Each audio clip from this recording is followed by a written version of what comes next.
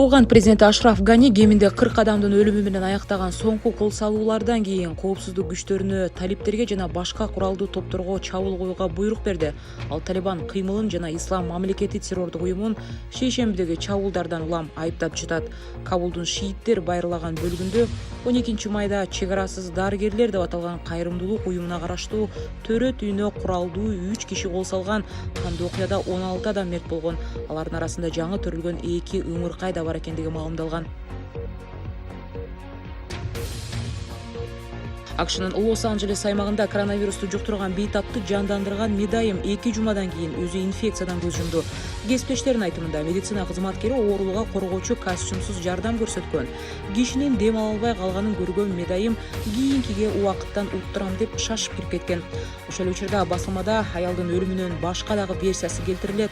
Атын атагысы келбеген медайым ооруканада кызматкерлер үчүн коргоочу бет каптар жетишсиз болгонун айтып чыккан.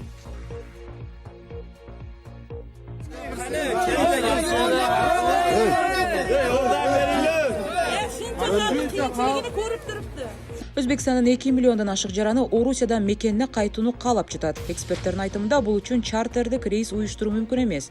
Бир учакка 250-300 адам гана батат. Учуп кетүү үчүн катталгандардын саны эбак эле 10 миңден ашкан. Жок дегенде катталгандарды алып кетүү үчүн да аз эмес каттамдуу уюштуруу керектелет. Маалымат кылайык, Өзбекстандан Орусияга 14-23 май аралыгында 4 чартердик каттам уюштурулат. Апрелдин ортосунда дүйнөлүк экономика 3%га төмөндөдү. Эл аралык валюта кору оптимисттик көз карашын жазбай турат. Эгерде ал вирустун экинчи толкуну башталып, кайрадан карантин киргизилбесе, кийинки жылы 6%га өсүү болушу мүмкүн деп айтууда. Ошону менен жоготуулардын ордуна толук тасалуулот. Америкада жумушсуздук болсо 100 жылдыкта болуп көрбөгөндө күчөдү. Бириккен Улуттар уюму болсо бул тууралуу эскертүү жасап, антикризистик пакет үчүн $2,5 триллион чогултууга чакырган. Пандемиянын биринчи очогу болгон Кытайдын Ухань шаарынын бийлиги 10 күн ичинде 11 миллион тургундун баарынан анализ алууну көздөп турат. Ухань университетинин эксперттери шаардыктардын бир нече миллиону буга чейин тесттен өткөнүн айтууда. Өткөн аптада болсо Уханьда коронавирустун жаңы 6 учуру катталган. Вирустун очогу бир эле жерде көп кабаттуу үйдө болууда. Мындай абал шаар бийлигин кооптондуруп жатат. Шаарда мектептер ачылып, акырында ишканалар жанданууда. Ошондой эле коомдук транспорт мурдагы абалына келип ишин баштаган.